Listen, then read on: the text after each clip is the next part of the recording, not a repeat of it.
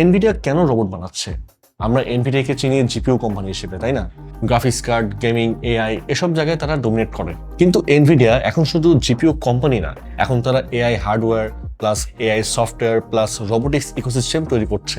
আমাদের ওয়ার্ল্ড এখন খুব দ্রুত অটোমেশনের দিকে যাচ্ছে। ফ্যাক্টরি, ওয়্যারহাউস, লজিস্টিক্স, হসপিটাল সব জায়গায় রোবটের ব্যবহার বাড়ছে। তাই এনভিডিয়া বুঝে গেছে যে আগামী 10 বছরে এআই ইন্ডাস্ট্রি মানেই হলো রোবোটিক্স।